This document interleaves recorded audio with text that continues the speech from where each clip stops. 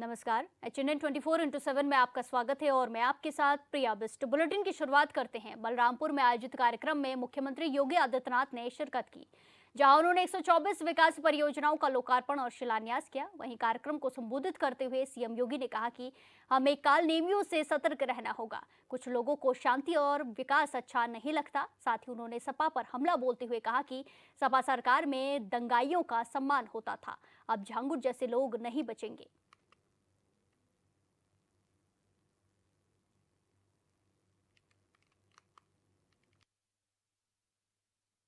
बलरामपुर में सरदार अटल बिहारी वाजपेयी जी के नाम पर एक मेडिकल कॉलेज का निर्माण हो, इसके लिए हमारी सरकार ने पूरी व्यवस्था कर दी है और बहुत शीघ्र आप देखेंगे कि बलरामपुर जनपद के लिए भी एक मेडिकल कॉलेज सरकार के द्वारा यहां पर संचालित होगा।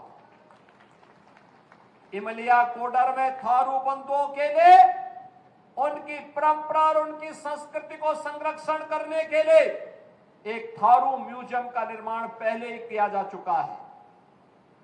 आज जो सौगात यहां के लिए उपलब्ध करवाई जा रही है, उसमें एक राजकीय पॉलिटेक्निक का उद्घाटन अभी हमने किया है। ITI है, डिग्री कॉलेजेज है, इंटर कॉलेजेज है, चिकित्सालय हैं, सड़कें हैं और भी तमाम प्रकार की वे योजनाएं हैं जो विकास के लिए आवश्यक होती हैं और जिन योजनाओं के माध्यम से हर नागरिक के जीवन में बिना भेदभाव के उनके जीवन में प्रगति और उन्नयन का मार्ग प्रशस्त हो सकता हो।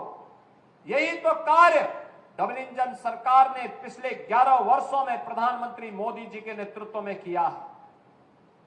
आपने देखा होगा, एक और प्रधानमंत्री मोदी जी के नेतृत्व में नया भारत का दर्शन कर रहे हैं।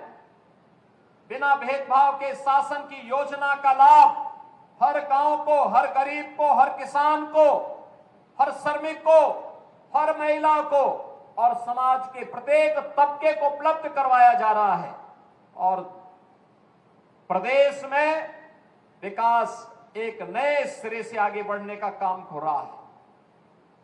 एक तरफ बिना भेदभाव के कल्याणकारी योजनाओं का लाभ हर गरीब के पास उसके सिर को ढकने के लिए छत हो, हर गांव की बेहतर कनेक्टिविटी हो, हर घर में शुद्ध पेयजल हो, हर परिवार के पास उज्ज्वला योजना का कनेक्शन हो, हर गरीब के पास राशन कार्ड हो, हर गरीब के पास आयुष्मान का कार्ड भी उपचार के लिए हो। एक तरफ सरकार के द्वारा एक कल्याणकारी योजनाएं संचालित हो रही हैं, युवाओं के लिए पढ़ने के लिए वर्ल्ड क्लास इंफ्रास्ट्रक्चर के साथ PM श्री कंपोजिट विद्यालय, मुख्यमंत्री अभ्युदय विद्यालय के साथ साथ इंटर कॉलेज को प्रोजेक्ट अलंकार के अंतर्गत सुंदरीकरण और उनके नवनिर्माण की कार्रवाई के साथ जोड़ा जा रहा है। विश्वविद्यालय बन रहे हैं, डिग्री कॉलेजेस बन रहे हैं, पॉलिटेक्निक बन रहे हैं, ITI स्किल डेवलपमेंट के सेंटर के रूप में स्थापित हो रहे हैं, नगर निकायों का उन्नयन हो रहा है, शहरीकरण विकास की योजनाओं को आगे बढ़ाया जा रहा है। एक तरफ विकास अनवरत आगे बढ़ रहा है और दूसरी तरफ विकास की प्रक्रिया में बाधक कुछ तत्व ऐसे भी हैं जिन्हें विकास अच्छा नहीं लगता है। जिन्हें विकास अच्छा नहीं लगता है वे कहीं न कहीं विकास में व्यवधान पैदा करते हैं, उत्सव के समय उपद्रव पैदा करना चाहते हैं। वे लोग अराजकता को अपना जन्मसिद्ध अधिकार समझते हैं और उन्हीं लोगों को चेतावनी देने की दृष्टि से आज मैं बलरामपुर में भी आया हूं, यही कहने के लिए आया हूं, यही कहने के लिए आया हूं। अगर विकास में बाधक बनोगे और विकास की योजनाओं को उपद्रव और अराजकता के माध्यम से बाधित करोगे तो ये मान करके चलिए कि ये विकास पहले उनके विनाश का कारण बन जाएगा। पर्व और त्योहारों के उत्सव और उमंग में अगर कहीं उपद्रव करने का कार्य किया तो ये उपद्रव की कीमत उनको वो चुकानी पड़ेगी कि आने वाली पीढ़ियां उनकी याद करेंगी कि कैसे होता है, क्या कीमत चुकानी होगी। बहनों और भाइयों, जो लोग आज भी जिन्हें ये सब अच्छा नहीं लग रहा है, जो लोग आज भी किसी गलत मंशा के साथ जी रहे हैं, जो लोग आज भी ये मानते हैं कि अराजकता उनका जन्मसिद्ध अधिकार है, उनको अपनी गलतफहमी दूर कर देनी होगी। वो अपनी गलतफहमी दूर कर ले। वह समय गया जब समाजवादी पार्टी की सरकार हुआ करती थी, कांग्रेस की सरकारें हुआ करती थी, ये लोग दंगा करवाते थे, आगजनी करवाते थे, बेटी की सुरक्षा में सेंध लगाते थे, व्यापारी के प्रतिष्ठानों पर आग लगाते थे और सरकार इनका अवभगत करती थी। वह समय अब चला गया है। अब ये डबल इंजन की सरकार है। अगर बेटी की सुरक्षा पे हाथ डालने का प्रयास किया, व्यापारी के प्रतिष्ठान में आग लगाने का प्रयास किया, उत्साह और उमंग के उत्सव में कहीं पर अगर अराजकता पैदा करने का और उपद्रव पैदा करने का कुत्सित प्रयास किया तो मान करके चलिए कि ये रास्ता उनका सीधे नरक में जाने का होगा, सीधे नरक में।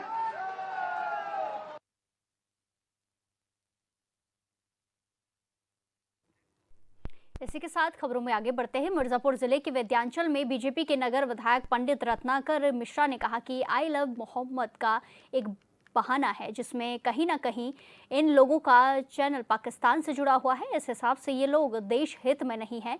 इन लोगों को मालूम नहीं है कि हमारे यूपी में योगी जैसा शक्तिशाली मुख्यमंत्री बैठा है। धर्म के नाम पर आतंक फैलाने वालों की खैर नहीं है। कोई भी गुंडागर्दी नहीं कर सकता।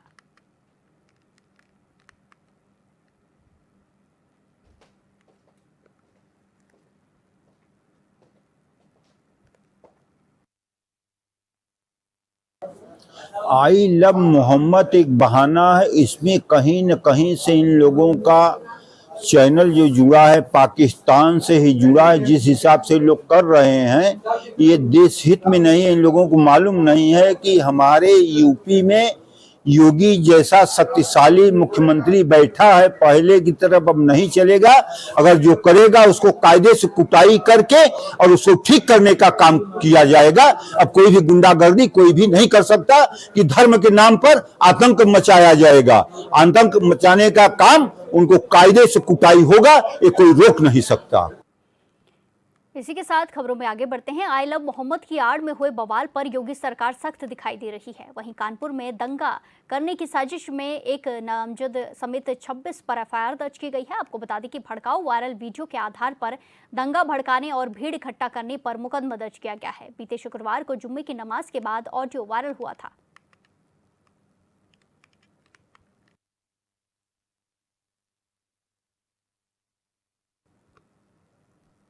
इसी के साथ खबरों में आगे बढ़ते हैं। कानपुर में एक अनोखा विरोध प्रदर्शन देखने को मिला है, जहां दुर्गा सार्वजनिक रामलीला संयुक्त कमेटी के सदस्यों ने नगर निगम की उदासीनता के खिलाफ भगवान का ही सहारा ले लिया है। श्यामनगर तटियन स्थित रामलीला मैदान की ओर से जाने वाली सड़क की जर्जर हालत से त्रस्त होकर कमेटी ने भगवान राम, लक्ष्मण और हनुमान का रूप धारण कर सड़क पर विरोध प्रदर्शन किया।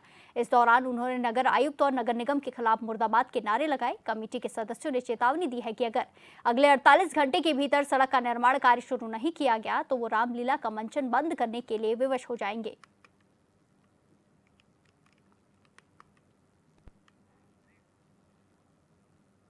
अब वक्त एक छोटे से ब्रेक का, फिर लौटेंगे कुछ खबरों के साथ। बने रहिए हमारे साथ।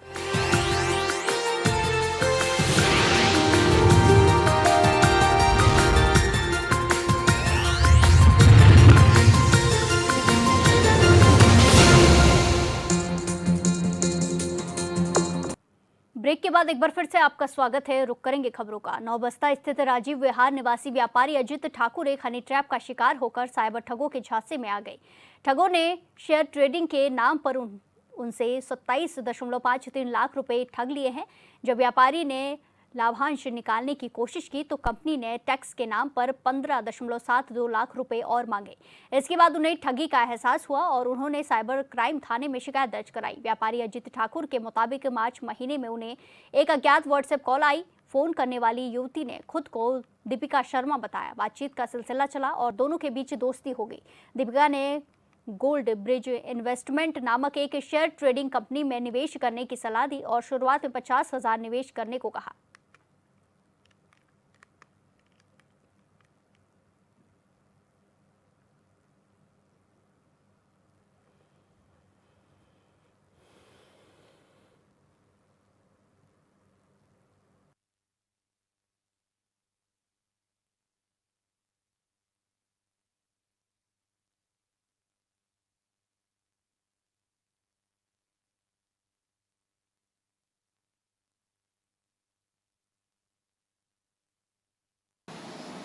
ये अभी साइबर ठगी के प्रकरण संज्ञान में आया है जिसको आपने बताया। इसमें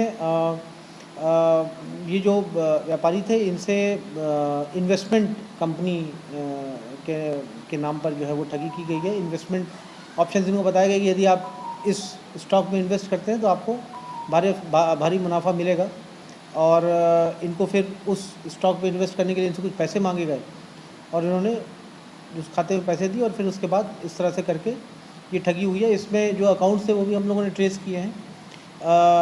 कुछ जो अकाउंट्स हैं उसमें कुछ पैसे हम लोगों ने होल्ड कराने की प्रक्रिया जो है वो जारी है। जो इसमें अकाउंट्स हैं वो ज़्यादातर म्यूल अकाउंट्स हैं, यानी कि ऐसे अकाउंट जो किसी तीसरे व्यक्ति के नाम पे ये लोग लेते हैं और इसका यूज़ करते हैं। इस तरह के कई सारे प्रकरण अभी हम लोग के संज्ञान में आए हैं जो इन्वेस्टमेंट के नाम पर जो ठगी करते हैं और लोगों को लुभावने ऑफर्स देते हैं और फिर जब आप उस ग्रुप में जब एंटर करते हैं उसमें आपको वो बताएंगे कि वो मार्केट एनालिस्ट है और आप इस स्टॉक्स में इन्वेस्ट कीजिए, इस लिंक पर क्लिक कीजिए और जैसे ही वो लिंक पर क्लिक करते हैं उनके साथ ठगी हो जाती है। कानपुर देहात में 2 दिवसीय जिला स्तरीय मिलेट्स महोत्सव के साथ रबी उत्पादकता गोष्ठी और रबी तिलहन मेले का आयोजन किया गया।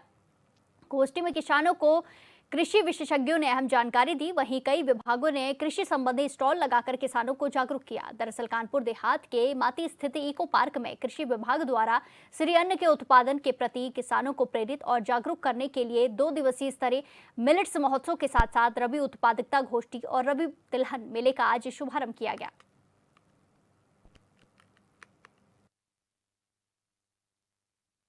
कल के कार्यक्रम के बाद आज कार्यक्रम का दूसरा दिन है और हम लोग जो अपना जनपद कानपुर देहात है, यहाँ पे मिलेट्स की खेती भी खूब होती है और हम लोग इसको और भी बढ़ावा दे रहे हैं।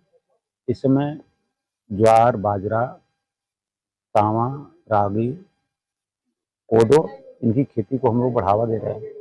साथ में जो हमारी भारत सरकार के द्वारा मिनिमम सपोर्ट प्राइस MSP जो दी जाती है वह ज्वार और बाजरे पे बहुत अच्छा है और यहाँ पे हमारे यहाँ ज्वार और बाजरा की खेती भी अच्छा है और हम लोग और इसको बढ़ावा दे रहे हैं। साथ में इसकी जो पौष्टिकता है इसका हम गोष्ठी के माध्यम से हम लोग प्रचार प्रसार कर रहे हैं।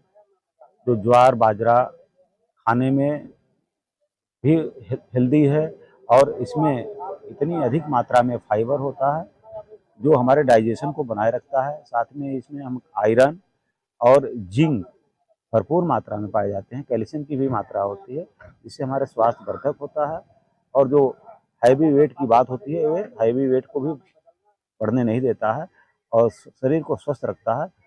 इसको लोग हम लोग बढ़ावा। इस बुलेटिन में फिलहाल के लिए इतना ही। बाकी तमाम खबरों के लिए देखते रहिए HNN 24/7। नमस्कार।